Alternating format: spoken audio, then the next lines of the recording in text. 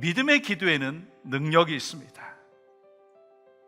믿는 자에게는 능치 못할 일이 없습니다.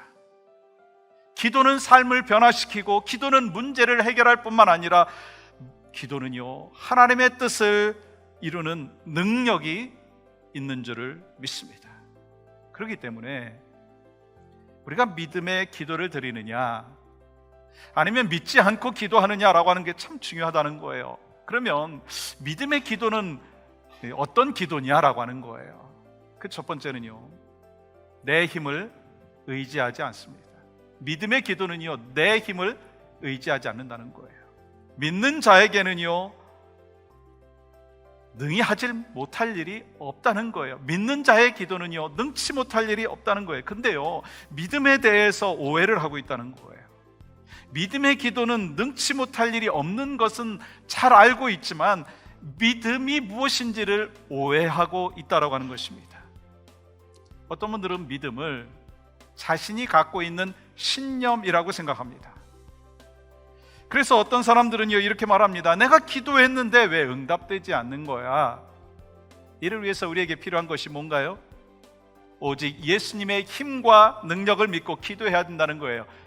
그렇다면 믿음의 기도는 무엇인가?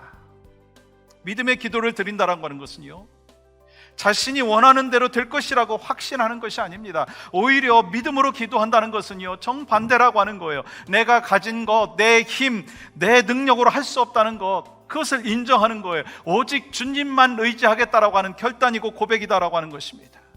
그래서 믿음의 기도의 첫 번째 스테이지 단계는요, 믿음의 기도는 내가 할 수 있는 것이 아무것도 없습니다.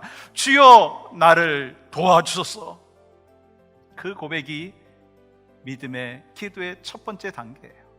두 번째는요, 믿음의 기도는요, 주님의 긍휼을 구한다는 거예요.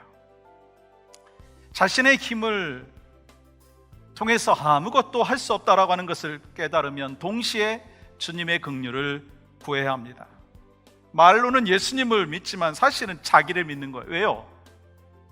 잘하고 못하는 주체가 자기 자신이기 때문인 거예요. 주님의 은혜가 아니면 이 문제를 해결할 수가 없습니다. 내 힘으로는 할 수 있는 것이 아무것도 없사오니 주님의 긍휼을 구합니다. 주님의 은혜를 구합니다. 또 하나는요, 믿음의 기도는요, 능력이 임합니다. 믿음의 기도는 능력이 임합니다.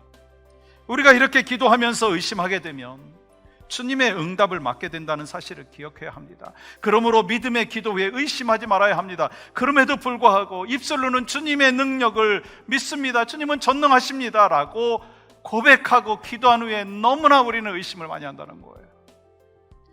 믿음을 회복할 수 있는 길은요, 기도다라고 하는 거예요. 능력 있는 신앙생활할 수 있는 유일한 길이 뭐냐? 기도라고 하는 것입니다. 성도가 변함없이 능력 있는 삶을 살 수 있는 길이 뭐냐? 기도라고 하는 것입니다. 여러분 모두가 믿음의 기도를 통해서 능력 있는 삶을 사시기를 주님의 이름으로 간절히 축복합니다.